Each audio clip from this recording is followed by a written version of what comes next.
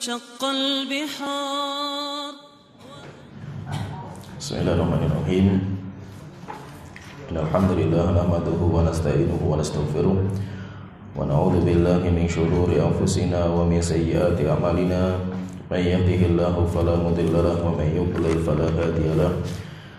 Wa asyhadu an la ilaha illallah wahdahu la syarika lahu wa asyhadu anna Muhammadan abduhu wa rasuluh. Amma ba'du. Insyaallah kita akan masuk di kitab Al-Umur Al-Manhi Anha,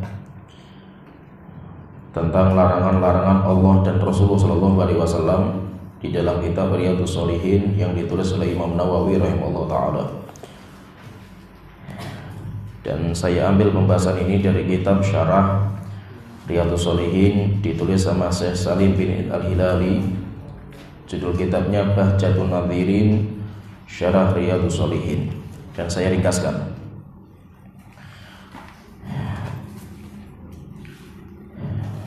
Yaitu kitab yang ke-17, yaitu Riyadhus Shalihin. Itu ditulis sama Imam Nawawi dengan susunan kitab-kitab, dan setiap kitab nanti ada babnya. Di setiap bab nanti terkadang ada ayat dan hadis-hadis. Itu susunannya beliau. Dan kitab yang ke-17 itu dalam kitab Riyadhus Shalihin beliau mengatakan Kitabul Umuril Manhiyyi Anha, kitab berbicara tentang perkara-perkara yang dilarang di dalam agama.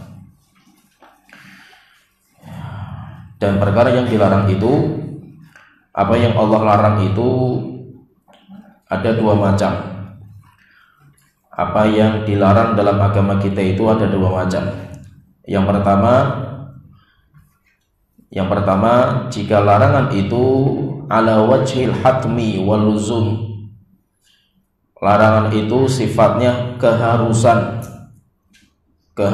harus ditinggalkan, maka itu yang dinamakan dengan muharram, yaitu perkara yang Allah haramkan. Jadi yang Allah larang itu ada dua sifat. Yang pertama, jika sifatnya itu keharusan, siapa yang tidak meninggalkan dosa, maka itu dinamakan dengan muharram. Perkaranya itu dinamakan dengan perkara yang haram. Kemudian yang kedua, jika larangan itu ala wajhil karahah, yaitu Allah melarang karena Allah itu membenci, tetapi bukan keharusan. Itu yang dinamakan dengan makruh. Jadi larangan Allah dan Rasulnya itu ada dua sifat. Yang pertama, jika larangan itu harus ditinggalkan dan siapa yang tidak meninggalkan dosa, maka itu namanya muharram. Kemudian yang kedua, jika larangan Allah itu bersifat karena Allah itu membenci, tetapi bukan keharusan, sehingga siapa yang belum bisa meninggalkan dia tidak berdosa, tetapi siapa yang meninggalkan dia mendapatkan pahala, itu kemuliaan. Itu dinamakan dengan makruh. Jadi haram dan makruh itu sama-sama larangan, tetapi ada larangan yang sifatnya keharusan, ada larangan yang sifatnya anjuran. Kalau keharusan itu namanya muharram, kalau anjuran itu dinamakan dengan makruh. Dan larangan itu, dalam masalah larangan ini beliau Syekh Salim bin Al-Hilali menyebutkan ada 6 faidah penting dalam masalah memahami masalah larangan Allah Ta'ala dan Rasulnya. Yang pertama, faidah yang pertama, al-aslu fi khitabi syar'i fil umuril manhi anha ijtinabuha bil kulliyah. Hukum asal dalam larangan itu, jika ada larangan Allah dan Rasulullah itu, hukum asalnya itu adalah meninggalkan secara totalitas, tidak ada pilih-pilihan. Dalam perkara larangan itu, orang itu harus meninggalkan secara totalitas, tidak dikaitkan dengan kemampuan, dan itu berbeda dengan perintah. Kalau larangan itu harus ditinggalkan totalitas dan orang itu pasti mampu. Tetapi kalau perintah itu orang itu diperintahkan untuk menjalankan jika dia mampu melaksanakan. Oleh itu Rasulullah SAW membuat sebuah kaidah, idza nahaitukum an syai'in fajtanibuh. Jika aku melarang kalian dari sesuatu, maka tinggalkanlah totalitas. Wa idza amartukum bi syai'in fa'tu minhu mastata'tum. Tetapi kalau saya perintahkan kalian dengan sesuatu, jalankan sesuai dengan kemampuan.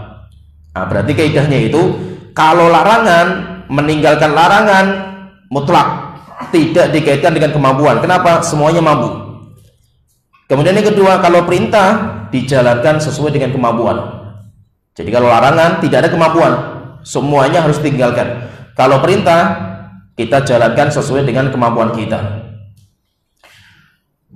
Kemudian yang kedua, faedah yang kedua,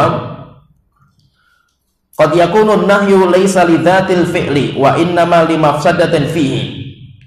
Terkadang Allah melarang sesuatu itu bukan karena zatnya larangan itu. Jadi secara zat Allah tidak melarang, tetapi karena dia itu menjadi sebab terjadinya kerusakan yang lainnya. Wa hadhihi qaidatu saddid dzara'i. Dan itu yang dinamakan dengan bab saddud dzara'i, menutup pintu kerusakan. Wa huwa babun azimun fi maqasid syariah. Dan itu adalah bab yang paling penting dalam memahami tujuan syariat. Jadi maksudnya di sini itu, ketika Allah melarang sesuatu, terkadang Allah itu melarang karena zatnya. Sesuatu memang nggak terpuji itu, merusak sesuatu itu. Contohnya Allah haramkan khomer. Diharamkan. Kenapa? Karena khomernya itu lidzatihi, secara zatnya itu merusak akal. Tapi terkadang Allah itu mengharamkan sesuatu bukan karena perkaranya itu merusak, bukan. Tetapi perkara itu akan mengantarkan kepada kerusakan. Kalau perkara itu nggak ada masalah, tapi itu akan mengantarkan kepada masalah. Maka semua perantara yang mengantarkan kepada haram, perantara itu juga diharamkan. Jadi terkadang Allah itu melarang bukan karena haramnya zat itu. Zat itu nggak diharamkan. Jadi yang Allah haramkan itu ada dua terkadang. Yang Allah haramkan itu karena zatnya. Zatnya itu merusak, sehingga Allah haramkan secara zatnya. Terkadang yang kedua, Allah itu mengharamkan bukan zatnya, tetapi Allah mengharamkan karena dia itu menjadi perantara kejelekan. Dia itu menjadi perantara. Maka perantara sudah tutup. Perantaranya itu harus tutup, sehingga tidak ada pintu untuk sampai kepada kejelekan yang berikutnya. Nah, contohnya misalkan ini, saya contohkan misalkan menjual anggur, boleh nggak? Boleh. Orang menanam anggur, boleh nggak? Boleh. Tetapi jika seandainya anggur itu khomer, maka hukumnya diharamkan. Saya misalkan menjual pisau, menjual pedang, boleh nggak? Boleh. Menjual pedang nggak ada masalah itu. Tetapi kalau seandainya di zaman fitnah, banyak perang, banyak tawuran, kampung satu kampung dengan yang lain bunuh-bunuhan, mereka sedang cari senjata, maka menjual senjata waktu itu diharamkan. Kenapa diharamkan? Bukan karena senjatanya itu diharamkan, bukan. Karena kalau kita jual senjata, itu nanti akan menjadi perantara dalam pembunuhan. Yang Allah haramkan itu pembunuhannya itu. Tetapi pembunuhan itu akan terjadi jika ada perantaranya, dan diantaranya apa? Beli senjata. Ya, maka segala sesuatu yang bisa menjerumuskan kepada pembunuhan, maka hukumnya diharamkan. Wala taqrabuz zina, kalian jangan meninggalkan zina. Yang Allah haramkan itu zinanya. Kalau zinanya itu haramnya lidzatihi, tetapi semua perantara yang mengarahkan ke zina hukumnya haram, bukan zatnya, tetapi dia menjadi perantara bagi dosa. Nah, itu jadi ada yang diharamkan itu bukan fiilnya, bukan pekerjaan itu diharamkan oleh Allah, bukan. Tapi dia itu diharamkan bukan pekerjaannya itu dosa, bukan. Tetapi dia itu menjadi perantara, menjadi pintu bagi kerusakan yang lainnya. Maka diharamkan sama Allah Ta'ala. Setelah itu beliau mengatakan walakin manuiha anhu lidzari'ati yubahu lil maslahatir rajihah. Akan tetapi sesuatu yang Allah haramkan karena dia itu sebagai perantara, bukan lidzatihi, karena dia itu menjadi perantara, itu terkadang dibolehkan jika ada. Ini perkara ini, ada sebuah perkara ini ketika dia itu menjadi perantara dosa, maka perkara itu diharamkan. karena dia menjadi jembatan pintu untuk dosa. Tetapi terkadang perkara itu dibolehkan jika dia itu membawa maslahat. Contohnya misalkan melihat wanita, kita tidak dibolehkan karena itu pintu masuk perzinahan. Tetapi kalau kita melihat wanita karena kita ingin menikahinya, sehingga kita nazar, ya kan? Demikian juga kita ngobrol. Kenapa? Karena kita ingin menikahinya, maka hukumnya berubah menjadi boleh. Menjual senjata, jika memang senjata digunakan untuk saling membunuh di antara kaum muslimin, hukumnya tidak dibolehkan. Tapi senjata itu digunakan untuk melawan orang-orang kafir, sehingga menjadi perantara dalam jihad di jalan Allah Ta'ala, maka berubah hukumnya menjadi maslahat. Nah, jadi seperti itu, yaitu sesuatu yang Allah harapkan bukan lidzatihi, tapi dia menjadi pintu bagi kejelekan yang Allah haramkan, maka dia itu terkadang dibolehkan kalau ada maslahatnya. Fa innahu lam yanha anhu illa li'annahu yufdi ilal mafsadati. Karena Allah itu mengharamkan seseorang berduaan melihat wanita itu dikarenakan kenapa? Karena itu akan membuka pintu perzinahan. Tetapi kalau dia itu membawa maslahat, maka hukumnya dibolehkan. Nah, jadi yang kedua itu, faedah yang kedua itu, yang Allah haramkan itu ada dua macam. Apa yang Allah haramkan itu ada dua. Apa yang Allah larang itu ada dua. Yang pertama, Allah melarang secara zatnya, yaitu memang perbuatan yang Allah larang itu memang merusak itu, sehingga Allah larang. Terkadang Allah yang kedua, Allah melarang sesuatu itu bukan karena zatnya, tetapi dia itu menjadi wasail, menjadi perantara pintu masuknya kejelekan, sehingga Allah haramkan. Kemudian faedah yang ketiga, tahrimu syai'i mutlaqan yaqtadi tahrima kulli juz'in minhu. Ketika Allah mengharamkan sesuatu secara mutlak, maka faedahnya apa? Maka semua bagian dari perbuatan itu juga diharamkan. Allah mengharamkan sesuatu, misalkan sebuah perbuatan yang di situ itu banyak sekali cabang-cabangnya itu, maka faedahnya apa? Berarti semua cabang-cabangnya ikut diharamkan. Fa innan nahya an syai'in nahyun an ba'dihi. Kenapa? Karena karena larangan terhadap sesuatu itu juga termasuk bagi cabangnya juga. Berarti cabangnya semuanya masuk. Malam yarid istina'un sahihun, selama tidak ada pengecualian. Kalau tidak ada pengecualian berarti sifatnya umum. Berarti kalau sifatnya umum berarti tidak dibolehkan. Contohnya misalkan Allah Ta'ala melarang riba. Allah Ta'ala melarang riba, maka semua jenis riba diharamkan. Allah melarang jual beli gharar. Jual beli yang gharar dilarang. Nah, Rasulullah SAW an bai'il gharar. Allah dan Rasulullah itu melarang jual beli gharar yang tidak jelas. Berarti bahwa ketika ada jual beli di dalamnya itu ada sesuatu yang tidak jelas, maka semua cabangnya tidak dibolehkan. Model ini, selama tidak ada kejelasan tidak dibolehkan. Kecuali apa? Kecuali jika ada pengecualian dalam syariat. Contohnya, yang ada pengecualian, contohnya kalau saya pengen tarkhis, dinamakan dengan tarkhis itu, saya itu pengen menukar korma kering menjadi korma basah. Saya punya korma kering di rumah, korma biasa yang kita makan itu kan korma kering ini, saya pengen menukar dengan rutop. Akhirnya saya itu datang ke kebun korma, Pak, saya pengen nukar dengan korma itu.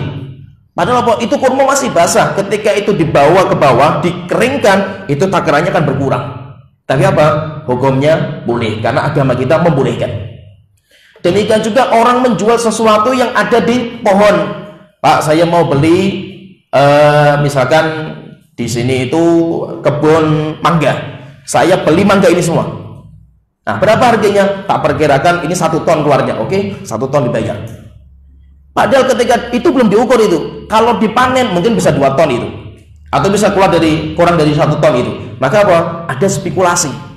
Tetapi apa? Dibolehkan. Kenapa? Karena selama sudah buahnya itu siap dimakan, sudah matang itu, maka dibolehkan.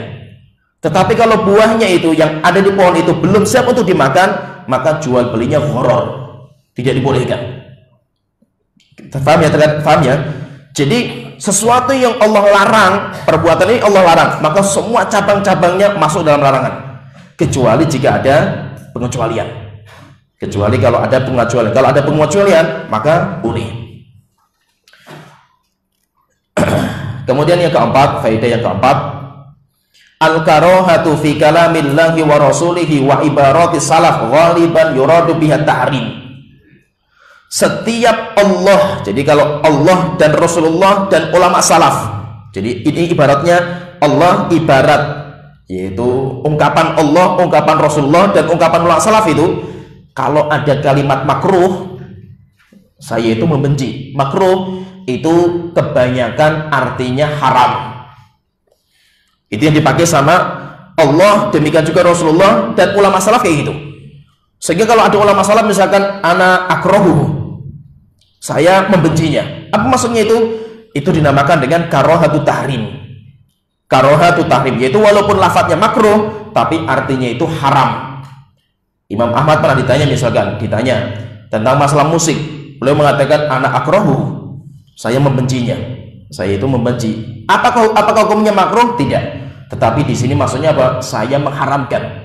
Tapi kenapa ulama itu tidak mengatakan langsung haram seperti itu? Karena mereka menjaga diri. Jangan sampai mereka itu mengharamkan sesuatu yang itu haknya Allah Ta'ala.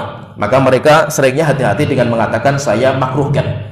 Maka terkadang lafaz makruh dalam Al-Quran, dalam hadis, dalam ucapan ulama salaf itu seringnya malah artinya itu haram. Allah Ta'ala berfirman dalam surat Al-Isra ayat 38, kullu dzalika kana sayyi'uhu inda rabbika makruha. Perkara itu, semua perkara itu kejelekannya di sisi Allah itu makruh, sangat dibenci. Yaitu maksud sangat dibenci itu apa? Sesuatu yang diharamkan. Ya, berarti makruh itu terkadang artinya adalah haram. Itu ulama salaf kayak gitu. Maka itu dalam kitab usul fikih itu nanti ulama itu membagi makruh jadi dua. Istilahnya ada dua. Ada namanya makruh li tahrim, karahatut tahrim, makruh tapi maksudnya haram. Kemudian yang kedua, karahatut tanzih, makruh tapi maksudnya itu tanzih, untuk menjaga diri. Bukan haram tidak, tapi menjaga diri. Yang artinya kalau dalam bahasa kita namanya makruh. Jadi kalau kita kan hukum itu kan ada 5. Ada namanya wajib, ada namanya sunnah, ada haram, ada makruh, ada mubah. Itu. Jadi ada ini. Nah, terkadang kata para ulama makruh itu, walaupun itu makruh itu, tetapi terkadang makruh itu ada 2 macam. Ada namanya karahatut tahrim, makruh tetapi itu maknanya haram. Ada juga karahatut tanzih. Nah, terus apa bedanya kata para ulama? Dibahas sama para ulama juga, ulama usul fikih itu. Terus bedanya apa dengan haram dengan makruh li tahrim? Kan ada fikih ada 5 ya, ada hukum itu. Ada hukum haram, ada hukum makruh. Kalau haram itu siapa yang menjalankan dosa. Kalau makruh siapa yang menjalankan maka dia itu gak berdosa. Tapi kalau dia meninggalkan itu baik, lebih baik ditinggalkan. Tapi kalau menjalankan tidak berdosa. Tapi kalau haram kan berdosa. Kata para ulama, makruh itu terbagi jadi 2 juga itu. Karahatut tanzih, karahatut tahrim. Pertanyaan, lah bedanya apa? Karahatut tahrim dengan haram. Kata para ulama, kalau haram itu sudah pasti, dalilnya jelas haram, gak ada khilaf. Maka ulama kalau ditanya masalah riba, apa hukumnya? Haram, gak ada yang mengatakan ana akrahu. Kenapa? Karena itu sepakat ulama gak ada khilaf. Tetapi kalau masalah-masalah yang itu butuh istimbab, itu butuh penelitian, dalilnya nggak ada yang sorry jelas, nggak ada yang jelas, terkadang malah ulama itu mungkin berbeda pendapat, maka saya nggak berani menjustis, yaitu langsung saya hukumi haram. Maka ulama itu hati-hati. Maka mereka mengatakan saya memakruhkan. Maksudnya apa? Karahatut tanzih, karahatut tahrim. Maksudnya apa karahatut tahrim itu? Ya saya haramkan. Tapi saya itu nggak berani langsung tegas mengatakan haram. Untuk apa? Untuk kehati-hatian dalam lafaz. Kenapa? Karena Allah itu mencela orang yang serampangan dalam mengharamkan. Hadza halalun wa hadza haramun taftaruna 'ala Allahil kadzib. Jangan serampangan kalian mengatakan ini halal, ini haram dengan kedustaan lisan kalian itu. Maka ulama hati-hati. Maka itu ulama-ulama kita itu terkadang sesuatu yang haram bagi mereka gitu, selama dalilnya nggak jelas, maka mereka itu mengatakan dengan lafaz makruh. Kemudian faedah yang kelima, an-nahyu yadullu ala fasadil manhiyi anhu rajihun ala solahihi. An-nahyu yadullu ala anna fasadal manhi anhu rajihun ala solahi. Nah, kalau Allah itu melarang sesuatu, bukan berarti sesuatu itu nggak ada maslahatnya. Ketika Allah melarang sesuatu, itu kenapa? Karena kejelekan lebih dominan daripada kebaikan. Ketika Allah memerintahkan sesuatu, bukan berarti dalam perintah Allah itu nggak ada kejelekan. Ada kejelekan, tetapi kebaikannya itu lebih banyak. Nah, jadi kalau Allah itu melarang sesuatu, bukan berarti yang Allah haramkan itu nggak ada kebaikan sama sekali. Tidak. Kenapa Allah itu mengharamkan sesuatu? Karena kerusakannya itu lebih dominan daripada kebaikan. Itu. Jadi yang Allah haramkan itu seperti itu. Contohnya misalkan, kalau Allah menjelaskan itu tentang masalah judi dan khamr. Yas'alunaka 'anil khamri wal maisir. Orang bertanya kepada engkau Muhammad tentang judi dan khamr. Qul fihima ithmun kabirun wa manafi'u linnas. Katakan kepada mereka bahwasanya dalam khamr itu ada dosa yang besar, dosanya itu, tetapi di dalamnya ada juga manfaat. Bukan berarti judi dan khamr itu nggak ada manfaat, ada manfaatnya. Ada orang dengan minum khamr itu terkena apa? Stresnya bisa hilang, berarti ada manfaatnya. Dengan khamr rasa takutnya hilang, dengan khamr dia itu terkadang kerjanya, etos kerjanya tinggi, manfaatnya ada. Tapi apa? Manfaatnya itu sedikit dibandingkan dengan kerusakan yang ditimbulkan dari khamr, sehingga apa? Allah haramkan. Bukan berarti orang yang main di riba itu semuanya rusak. Banyak orang kaya itu sukses itu karena riba. Tapi apa? Nominalnya sedikit sekali itu dibandingkan dengan orang yang hancur karena riba, sehingga apa? Allah haramkan. Tergambar ya. Jadi yang Allah haramkan bukan berarti gak ada manfaat. Allah mengharamkan makan babi. Apakah babi itu gak ada manfaatnya? Ada. Di dalam babi itu ada gizinya ada, nutrisi ada. Tetapi apa? Itu manfaat sedikit sekali dibandingkan dengan kerusakan yang didatangkan. Maka ketika madharatnya itu lebih dominan daripada manfaatnya, maka Allah haramkan. Sehingga yang Allah haramkan itu bukan 100% semuanya kerusakan, tidak. Tetapi ada sisi kebaikan. Tetapi kebaikannya itu jumlahnya sangat-sangat sedikit dibandingkan dengan kerusakan yang ditimbulkan. Allah memerintahkan sesuatu kita kebaikan. Apakah kebaikan Allah itu 100%? Tidak. Allah perintahkan kita sholat. Sholat itu banyak sekali manfaatnya. Tapi kerusakannya apa? Ada. Kita harus tinggalkan kerjaan. Ya, kita tinggalkan kerjaan. Kita tinggalkan waktu kita untuk bercanda sama keluarga. Kita berkorban. Tapi apa yang kita korbankan dari waktu, tenaga, itu nggak ada apa-apanya dengan manfaat yang kita dapatkan. Sehingga Allah perintahkan. Maka semua yang Allah larang itu bukan berarti tidak ada manfaatnya. Ada manfaatnya. Tetapi kerusakannya itu lebih dominan daripada manfaatnya. Kemudian yang keenam, yang terakhir, idza kana an-nahyu bi khususi syai' dalla ala fasadihi. Jika larangan Allah itu khusus,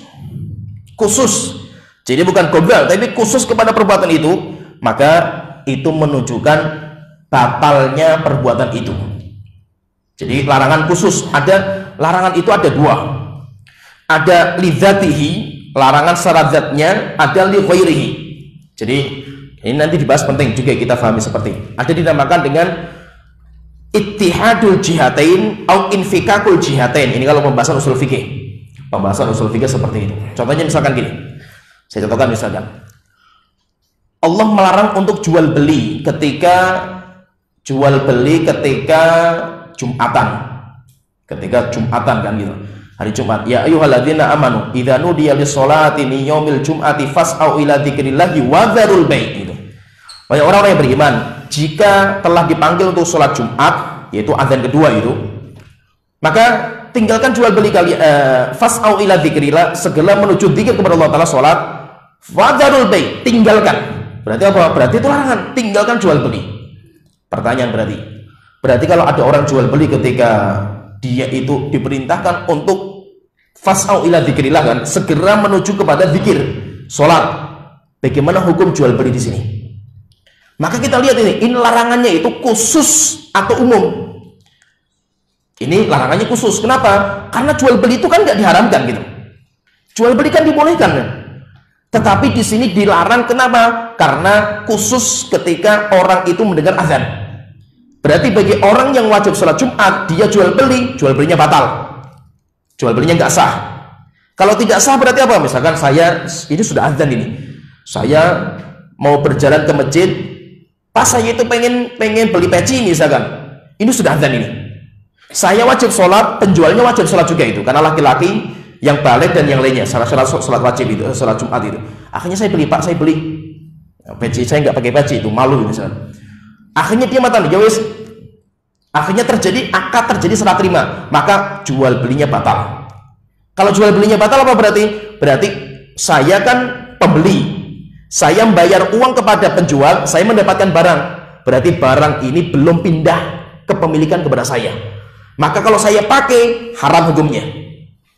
Uangnya pun juga belum pindah kepemilikan kepada penjual. Kenapa? Karena itu masih milik saya, karena jual belinya nggak sah, perpindahannya itu nggak sah. Maka kalau dia pakai uangnya, haram juga. Terus bagaimana? Harus kembalikan. Uangnya saya ambil, pecinya saya kembalikan. Kenapa? Jual belinya batal. Tapi perhatikan di sini, jika larangan itu umum, tidak khusus kepada perbuatan itu, maka itu berbeda. Contohnya misalkan, saya contohkan misalkan, orang haji pakai uang riba. Boleh nggak haji pakai uang riba? Sekarang seperti haji, orang haji zaman sekarang pakainya itu talangan haji dari pemerintah. Saya mau haji itu, saya itu ke bank, saya bayar 5 juta, saya dapat kursi haji. Nanti kekurangannya saya nyicil, saya bayar nyicil, ada bunganya. Misalkan aslinya satu kursi haji itu, satu kursi 35 juta misalkan. Saya baru punya uang 5 juta, ya udah 5 juta, nanti diutangi sama bank bayarkan dulu, jeder 35. Kita membayar baru 5 juta, berarti kurangnya 30 juta, kita bayar secara kredit, tapi nanti dilebihkan, ada bunganya. Berarti apa? Riba tulen. Berarti apa? Ini riba murni nih. Nah sekarang pertanyaan, lah saya kalau haji pakai uang riba ini, pertanyaan, haji saya sah nggak ini? Haji saya sah nggak ini? Maka kita katakan, larangan riba itu nggak khusus pada haji. Itu kapan saja, larangannya umum. Nggak berkaitan dengan haji atau ini, riba itu di mana saja diharamkan. Maka ketika larangan itu nempel pada sebuah perbuatan, apakah membatalkan perbuatan itu? Tidak. Kenapa tidak membatalkan? Karena larangannya tidak khusus pada perbuatan itu, larangannya itu umum kepada siapa saja. Maka itu dinamakan, kalau kaidah fikih namanya infikakul jihatain. Terpisahnya dua sisi, ada dua sisi yang berbeda itu. Haji itu sah ketika apa? Syarat dan rukunnya dijalankan. Selama syarat dan rukunnya dijalankan, sah. Sedangkan ribanya itu nggak berkaitan masalah sah dan tidaknya, tapi dia mengurangi pahala, tetapi sah. Contohnya lagi misalkan, antum sholat pakai baju haram, sholatnya sah nggak itu? Sholatnya sah. Sholatnya sah. Kenapa? Yang penting syarat dan rukunnya dijalankan. Syarat dan rukunnya dijalankan. Kenapa? Karena itu sisinya berbeda. Pakaian haram itu kapan saja diharamkan, nggak harus sholat saja itu. Ya, tetapi kalau larangan itu khusus kepada perbuatan itu saja dilarang, maka perbuatan itu haram dan batal. Haram dan batal. Tapi kalau larangan itu umum, semua saja, maka ketika larangan itu nempel pada sebuah perbuatan, haramnya tetap haram, tapi perbuatan itu nggak berpengaruh sahnya itu. Tetap sah itu. Itu kalau kita belajar nanti namanya infikakul jihatain. Walaupun dalam masalah ini khilaf. Terjadi khilaf dalam masalah. Kalau mazhab Hambali mereka mengatakan batal. Tapi pendapat yang paling kuat tidak. Kenapa? Karena jihadnya berbeda.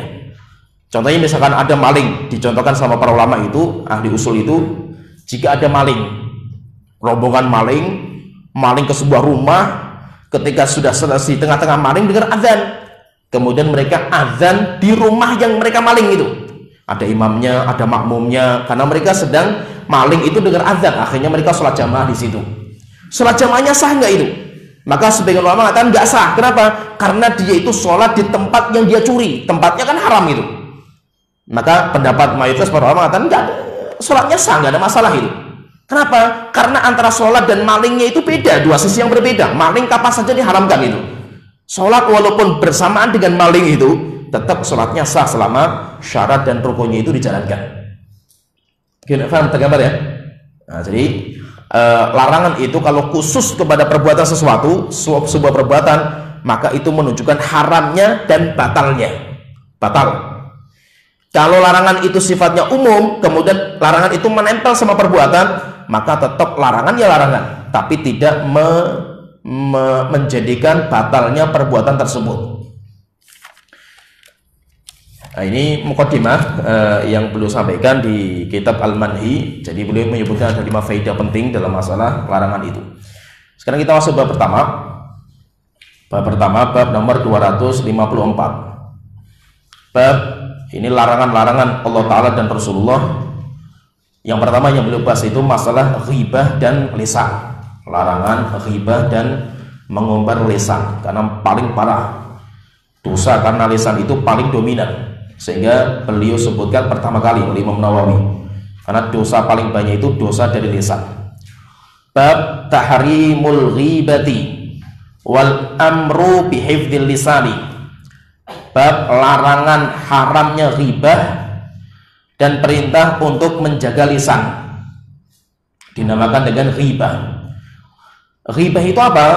Disebutkan nanti sama Rasulullah SAW. Ghibah itu dzikruka akhaka bima yakrah. Kamu menyebutkan aib saudara kamu ketika dia itu nggak ada dan dia itu nggak suka. Kalau itu disebutkan aibnya itu dinamakan dengan ghibah. Dzikruka akhaka bima yakrah. Kamu menyebutkan tentang saudaramu ketika dia nggak ada dan dia itu benci kalau disebutkan. Maka sebagian ulama mengatakan al-ghibah dzikrul aib bi dhahril ghaib. Jadi disebutkan pengertian yang bagus sekali secara ringkas. Ghibah itu apa? Dzikrul aib bi dhahril ghaib. Menyebutkan aib bi dhahril ghaib ketika orangnya nggak hadir. Orang yang kita sebutkan aibnya itu dia nggak hadir, maka itu namanya ghibah. Kalau dia itu hadir, itu bukan ghibah, itu namanya mencela. Misalkan saya kumpul di sini, saya sama A, B, saya ngobrol tentang C, aibnya si C, maka itu namanya ghibah. Itu namanya ghibah. Kalau saya itu menyebutkan aibnya C dan C ikut ngobrol situ, jadi ada 5 orang, saya A, B, C, D-nya ikut di situ. Akhirnya apa? Oh, kita wes koncailah si D itu, tapi dia hadir. Maka itu bukan ghibah. Itu namanya apa? Mencela. Mencela itu apa? Di depan. Mencela itu di depannya. Kalau saya di depan orang itu namanya mencela. Kalau saya di belakang orang itu dinamakan dengan ghibah.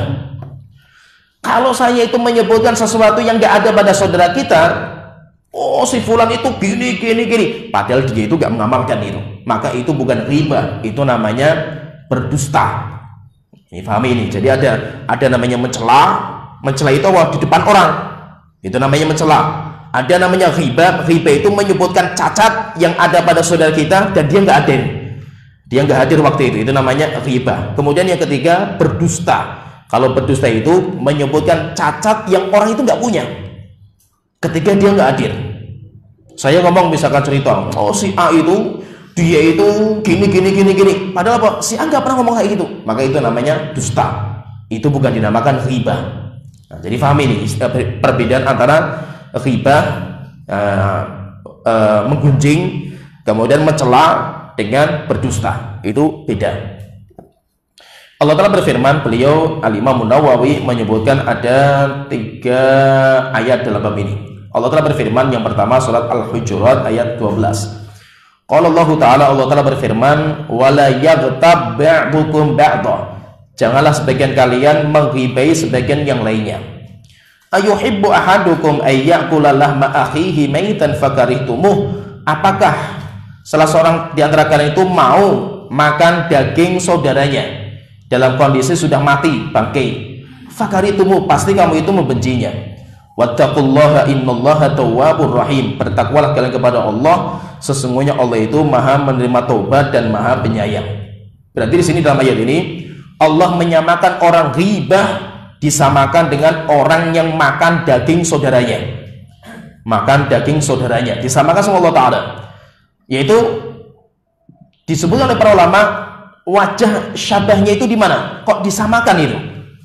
Disamakannya itu dari mana? Kok bisa disamakan itu? Maka kata para ulama mengatakan, Kenapa disamakan seperti itu? Yaitu disamakan orang yang hibah itu sama dengan orang yang makan daging saudaranya. Yaitu apa? Sama-sama kita merobek harga diri orang.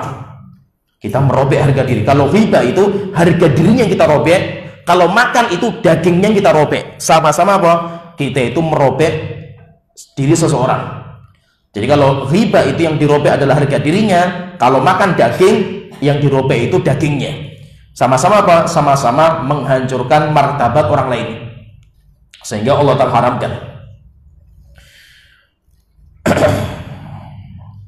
Allah Ta'ala berfirman dalam surat Al-Isra ayat 36, wala taqfu ma laysa laka bihi ilmun, kalian jangan mengikuti apa-apa yang tidak punya ilmunya.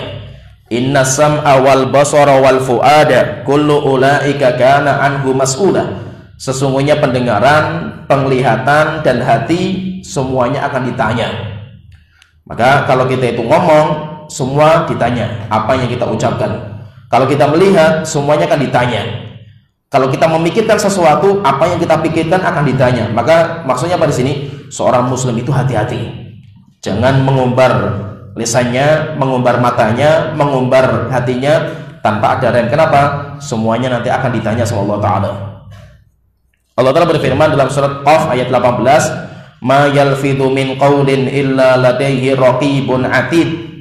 Ayat sebelumnya, idh yatalaqqal mutalaqqiyani anil yamini wa anil shimali qa'id. Ingat, ketika dalam diri kalian itu ada dua malaikat yang duduk sebelah kalian. Anil shimali, anil yamini wa anil shimal, di kanan dan di kiri.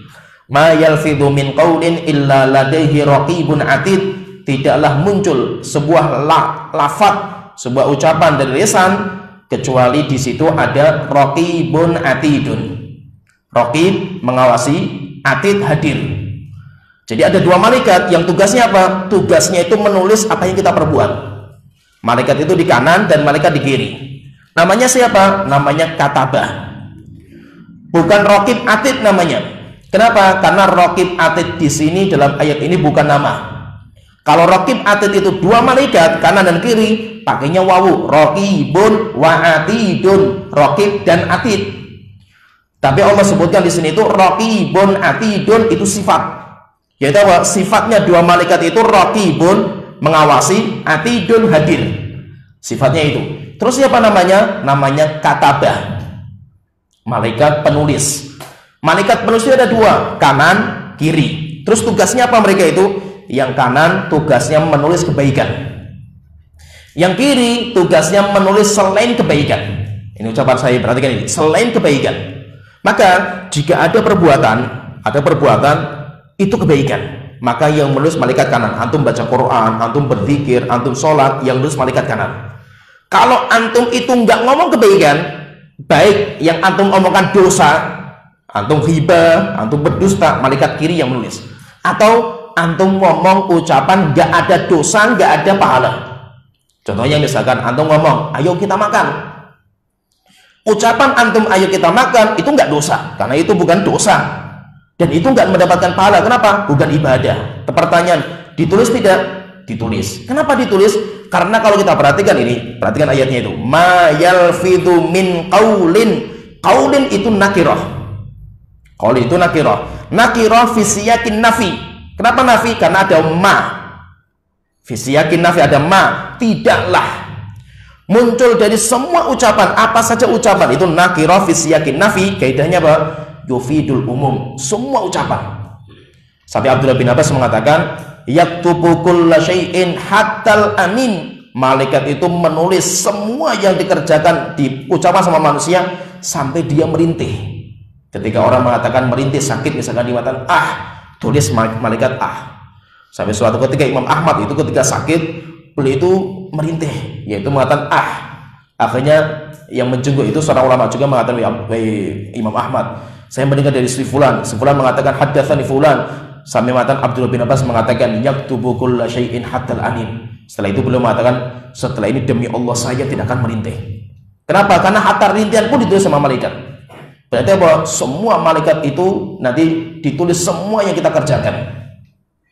Allah Ta'ala berfirman juga dalam surat Al-Infitar ayat 10-12, wa inna alaikum lahafidhin. kalian itu ada penjaganya, kiraman katibin, malaikat yang mulia, katibin yang menulis, sehingga dinamakan dengan malaikat penulis, namanya katabah. Ya'lamuna ma taf'alun, mereka mengetahui apa saja yang kalian perbuat. Oke, itu maksudnya di sini itu nanti malaikat yang akan menyertai kita itu, ini kalau saya ringkaskan, Allah itu menciptakan diri kita, dan Allah menciptakan makhluk yang menyertai diri kita. Makhluk yang menyertai diri kita itu ada 6. Ini secara ringkas itu. Makhluk yang menyertai kita itu ada 6. Setiap kita ada 6 makhluk. Kemana saja kita berada itu diawasi sama 6 makhluk ini. Yang pertama, 2 malaikat pencatat amal. Yang satu di kanan, yang satu di kiri. Pencatat. Tugasnya apa? Hanya menulis. Antum mau berbuat dosa silahkan. Antum mau berbuat ibadah terserah. Malaikat ini tidak mau mengarahkan, tidak mau melarang. Tugasnya apa? Nulis kabeh malaikat ini. Kamu ngomong apa saja, berbuat apa saja, tulis semua itu. Sampai akhirnya apa? Nanti ini akan dilaporkan kepada Allah Ta'ala, sehingga di hari kiamat dibongkar semuanya itu. Sampai Rasulullah SAW menjelaskan itu, berapa jilid tulisan malaikat itu? Tis'un wa tis'una sijillan, 99 jilid. Kullu sijillin maddal basar, satu jilidnya itu 99 jilid. Satu jilidnya itu tebalnya sejauh mata memandang. Coba misalnya per detik itu, antum per detik berbuat apa saja, tulis semua sama malaikat itu, nggak pernah berhenti itu. Sampai akhirnya ketika di hari kiamat itu, ketika dibuka sama Allah Ta'ala, sampai dia mengatakan, mali hadzal kitab, ini buku apa ini? Ini buku apa yang aneh? Mali hadzal kitab la yughadiru shaghiratan wala kabiratan illa ahsaha, yaitu tidak meninggalkan perbuatan kita dulu yang kecil dan yang besar, semuanya didata semua itu. Wa wajadu ma'amilu hadira, dan mereka mendapatkan apa yang dulu mereka kerjakan itu semuanya hadir di tulisan itu. Wala yadhlimu rabbuka ahada, dan Allah tidak menzalimi. Berarti apa? Ada 2 malaikat tugasnya menulis. Tugasnya apa? Hanya menulis. Apa saja yang untuk kerjakan tulis semua itu. Ini 2 malaikat, ini jumlahnya 2. Kemudian yang kedua, ada 2 malaikat tugasnya mengawal takdir. Takdirnya antum itu apa? Dikawal itu. Malaikat itu hanya mengawal takdir. Misalkan takdirnya sebulan, dia itu jatuh dari motor. Ya udah, dikawal terus itu. Ketika dia itu naik motor, depannya itu ada batu, biarkan sama malaikat. Ketika nabrak batu jatuh, berarti sesuai dengan takdir. Jika dia itu takdirnya nggak seperti itu, maka malaikat jaga. Maka itu kata para ulama, saya mengatakan, kalau seandainya ada orang dia itu tidur misalkan.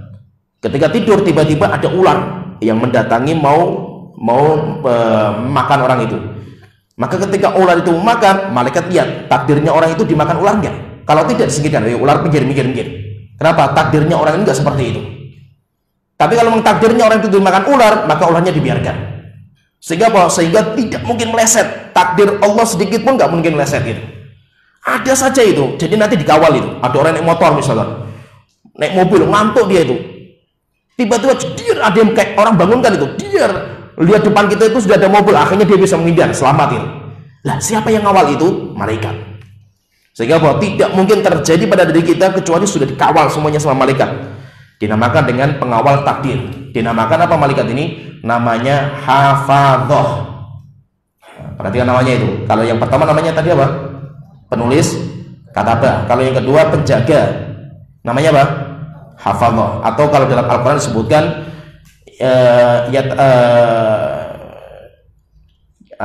kalau dalam hadis ayat itu namanya muta'aqibah, yata'aqabuna fikum malaikatun bil laili wa malaikatun bin nahar, silih berganti menjaga kalian, satu malaikat di malam, satu malaikat di pagi.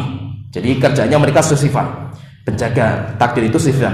Ada yang kerjanya di malam, ada yang kerjanya di siang. Kapan mereka itu bergantian sisihkan itu? Sholat subuh dan asar. Sholat subuh, kita sholat subuh, malaikat malam naik ke atas langit, malaikat siang turun jaga kita.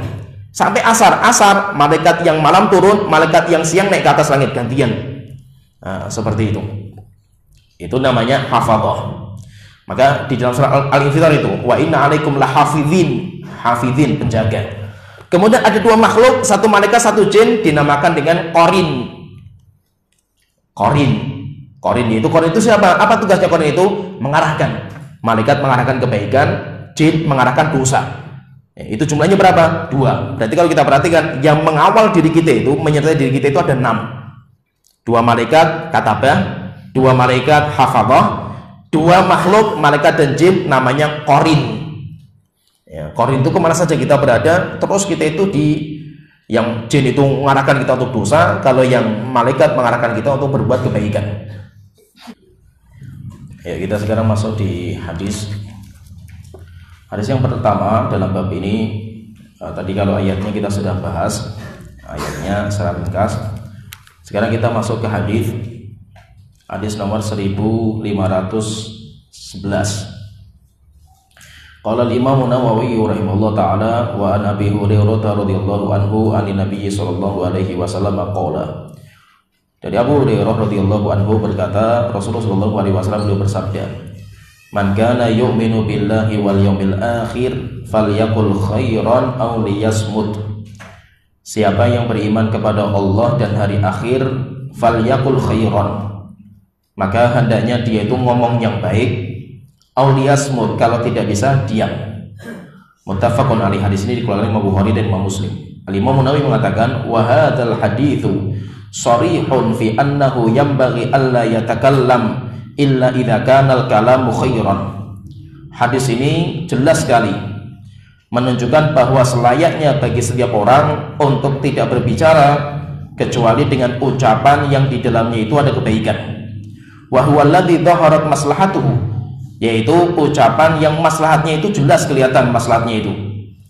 Wa mata syakka fi dhuhuril maslahati fala yatakallam. Tetapi jika dia itu ragu, saya kalau ngomong ini ada maslahatnya atau enggak ini, ragu saya itu, maka yang terbaik diam. Kalau kita perhatikan hadis ini, Rasulullah SAW mengatakan, man kana yu'minu billahi wal yawmil akhir. Siapa yang beriman kepada Allah dan hari akhir. Iman kepada Allah dan hari akhir itu nanti ada 3 macam tingkatan itu. Ada yang dinamakan dengan aslul iman, iman pondasi utama. Ada yang dinamakan dengan iman wajib, iman yang hukumnya wajib dikerjakan. Ada kemudian iman mustahab atau iman kamil, iman yang sifatnya itu sempurna. Siapa yang tidak mengerjakan tidak berdosa dan tidak hilang imannya itu, tetapi imannya berkurang kesempurnaannya itu. Nah di sini itu man kana yu'minu billah, siapa yang beriman kepada Allah dan hari akhir. Ini iman yang mana ini? Apakah itu aslul iman? Sehingga siapa yang tidak mengatakan kafir, atau yang kedua iman wajib, siapa yang tidak mengamalkan gak kafir tapi berdosa, atau iman kamil, iman sempurna, siapa yang tidak mengamalkan maka imannya itu berkurang kok kemudiannya tapi nggak dosa. Kata para ulama, man kana yu'minu billah wal yaumil akhir, man kana yu'minu imanan kamilan, siapa yang ingin beriman kepada Allah dengan iman yang sempurna. Nah, imannya itu namanya iman kamil, iman yang sempurna, iman mustahab. Falyakul khairan, maka hendaknya dia ngomong yang baik, kalau tidak bisa diam. Berarti apa? Pilihan dalam ucapan itu cuma 2 pilihan. Yang pertama, kalau baik ngomong, kalau nggak baik diam. Yang nggak baik itu ada 2 macam berarti. Yang nggak baik itu ada 2. Yang pertama, jika madorotnya lebih banyak. Contohnya apa? Dusta, riba, itu madorotnya lebih banyak, maka jelas diam dia itu, jangan ngomong. Yang kedua, jika madorot dan maslahatnya sama. Nah, jadi kalau kita mau ngomong itu, hendaknya ditimbang-timbang ini, maslahat dan madorotnya itu gimana itu. Kalau maslahatnya lebih dominan, yaitu baiknya itu lebih banyak, maka apa? Ngomong kita itu. Kita itu ngomong. Tapi kalau madorotnya lebih banyak, diam. Nah, pertanyaan, terus kalau maslahat dan madorotnya sama, tengah-tengah ini, ada nggak ucapan yang tengah-tengah seperti ini? Berarti kan saya tengah-tengah. Maka tidak ada pilihan yang tengah-tengah. Tidak ada pilihan yang tengah. Pilihannya cuma 2. Baik, kalau baik ngomong, nggak baik diam. Termasuk yang nggak baik itu apa? Berarti termasuk nggak baik itu adalah ucapan yang nggak ada dosa, nggak ada pahala. Itu masuk di dalamnya. Oleh karena itu kata Imam Al-Qayyim dalam kitab Madarijus Salikin, beliau mengatakan waqad ikhtalafas salaf. Ulama salaf mereka berbeda pendapat. Hal fi haqqihi kalamun mubahun mustawid tarafaini. Apakah orang itu dia itu punya ucapan yang mubah? Boleh ngomong ucapan yang mubah yang tarafaini sama, takarannya sama antara maslahat dan madorotnya sama. Apakah dia itu boleh ngomong? Maka kata beliau mengatakan ala qaulin, ulama berbeda pendapat menjadi 2 pendapat. Yang pertama boleh, yang kedua tidak boleh. Dzakarahuma Ibnu Munzir. Keduanya pendapat ini telah sebutkan sama Imam Ibnu Munzir. Setelah itu beliau mengatakan wa tahqiqu. Pendapat yang paling kuat ini kata Imam Qayyim, anna harakatal lisani bil kalam la takunu mustawit tarafaini. Ucapan lisan seseorang itu enggak mungkin setara antara maslahat dan madaratnya, itu enggak mungkin. Maka beliau mengatakan bal imma rajihatun wa imma marjuhatun. Kemungkinannya itu yang pertama maslahatnya lebih kuat, atau yang kedua maslahatnya itu yaitu tidak lebih kuat. Maka kalau seperti apa? Berarti hukumnya ditinggalkan. Sehingga pilihannya itu cuma dua. Pilihannya cuma dua. Kalau antum mau ngomong itu, maka antum pikirkan itu maslahatnya ada enggak. Kalau ada, ngomong. Kalau tidak ada maslahatnya, diam. Kenapa? Karena beliau mengatakan as-salamatu la ya'diluha syai'un. Keselamatan nyawa kita, keselamatan diri kita dari azab neraka jahanam itu lebih baik daripada sesuatu yang lainnya. Saya bacakan ucapan Syekh Salim bin Id al-Hilali. Beliau mengatakan i'lam annahu yanbaghi likulli mukallafin. Ketahuilah selayaknya bagi setiap orang yang sudah mukallaf, orang yang sudah berakal, ayyahfadha lisanahu, untuk menjaga lisannya, min jami'il kalam, dari semua macam ucapan, illa kalaman dhaharat fihil maslahatu, kecuali ucapan yang di dalamnya ada maslahat. Famatastawal kalamu, maka di mana ucapan itu takarannya sama, maslahat dan madharatnya sama, fatarkuhu fil maslahati, maka meninggalkan itu termasuk itu maslahat. Fal sunnatu al imsaku hanu, maka sunnahnya apa? Sunnahnya itu kita tinggalkan ucapan itu. Li'annahu qad yanjarrul kalamul mubahu ila haramin. Kenapa? Karena terkadang ucapan yang mubah itu menjerumuskan kita kepada yang haram atau makruh, atau sesuatu yang makruh. Wa dzalika katsirun fil adah, dan itu banyak sekali dalam adat kita. Kalau kita sudah ngobrol itu sudah enggak terkontrol itu. Wassalamatu la ya'diluha syai'un, dan keselamatan nyawa kita, keselamatan diri kita dari azab Allah Ta'ala itu lebih baik daripada segala sesuatu yang kita inginkan. Maka seorang muslim itu pilihan ngomong itu cuma dua. Yang pertama, kalau itu baik ngomong, kalau itu nggak baik diam. Kalau itu nggak ada kebaikan, maslahatnya nggak ada, maka diam. Hadis yang kedua, hadis nomor 1512. Wa an Abi Musa radhiyallahu anhu qala qultu ya Rasulullah ayyul muslimina afdalu? Qala man salimal muslimuna min lisanihi wa yadihi. Muttafaqun alaihi. Dari Abu Musa al-Asy'ari radhiyallahu anhu berkata, qultu, saya bertanya, ya Rasulullah, ayyul muslimina afdalu? Wahai Rasulullah, muslim yang paling afdal itu siapa? Orang muslim yang paling mulia itu siapa? Maka Rasulullah mengatakan, man salimal muslimuna min lisanihi wa yadihi. Orang yang semua orang muslim itu selamat dari bahaya lisan dan tangannya. Muttafaqun alaihi. Hadis ini dikeluarkan oleh Bukhari dan Imam Muslim. Maka orang muslim terbaik itu siapa? Orang yang dia itu menjaga lisan dan tangan. Maka seorang muslim sebelah kita itu nggak ada yang terganggu. Kalau kita itu masih mengganggu orang muslim yang lainnya dengan lisan kita dan tangan kita, maka kita nggak akan masuk ke muslim terbaik. Faedahnya apa di sini? Faedahnya berarti muslim itu bertingkat-tingkat mereka itu. Ada muslim yang tingkatannya tinggi sekali, ada muslim yang biasa, tingkatannya ada yang di bawahnya itu. Maka di sini ada yang afdal, ada muslim yang paling mulia, ada muslim yang fadil, orang muslim yang mulia biasa tapi nggak paling mulia. Dan dalam hadis ini juga menjelaskan bahwa orang muslim itu adalah orang yang dia itu barokah. Maksudnya itu apa? Orang muslim itu adalah orang yang setiap dia ada, mesti yang ada itu kebaikan.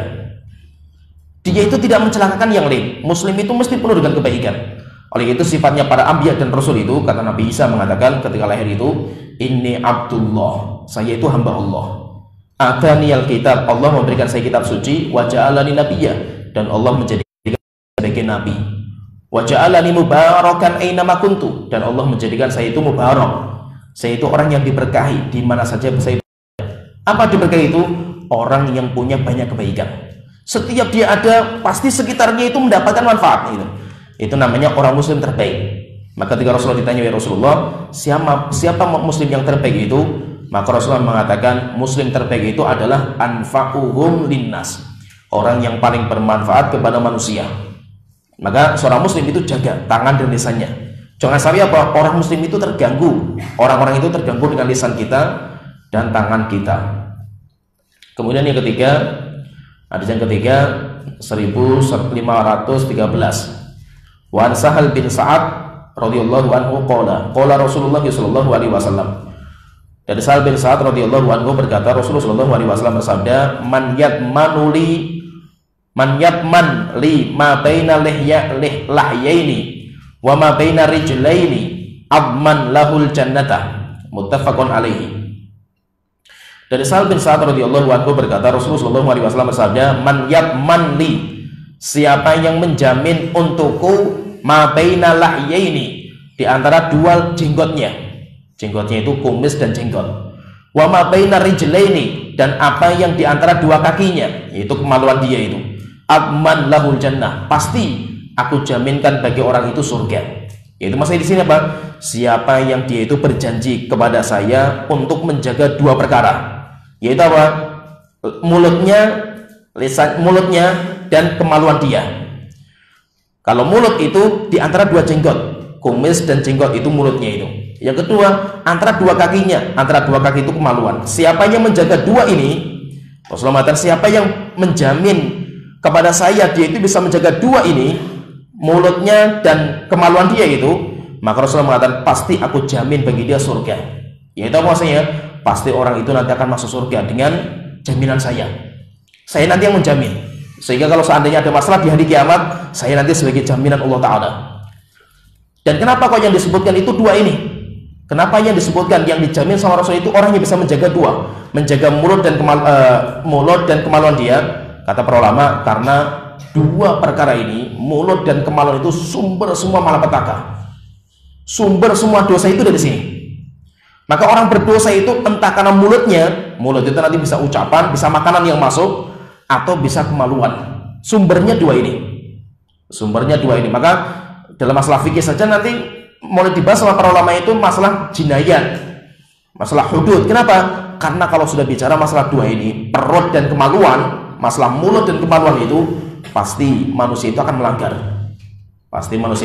Kenapa? Sumber semua malapetaka itu dua perkara ini, yaitu mulut dia dan kemaluan dia. Maka kalau dia bisa menjaga mulutnya, bisa menjaga kemaluannya itu, maka pasti dia selamat dari kejelekan dunia dan akhirat. Kalau sampai nanti di hari kiamat padahal dia sudah menjaga kemaluan dan mulutnya masih punya masalah, maka nanti Rasulullah yang menjamin. Saya jamin itu. Sehingga kalau ada masalah nanti saya sebagai penjamin. Kalau Rasulullah sudah menjadi penjamin, maka siapa yang terbaik jaminannya kecuali Rasulullah SAW. Apalagi jaminan kita itu di surga. Jaminannya kita nggak sembarangan sama Rasul itu. Jaminannya apa? Rasulullah jamin surga, wis. Dan jaminan itu nggak main-main, itu jaminan Rasulullah SAW itu luar biasa. Ya, sebenarnya di sini pembahasan kita baru 3 hadis. Nanti insya Allah hadis yang berikutnya kita bahas pada pertemuan berikutnya. Wa akhiru da'wana alhamdulillahirabbil alamin sallallahu alaihi Muhammad wa ala alihi washabbihi ajmain.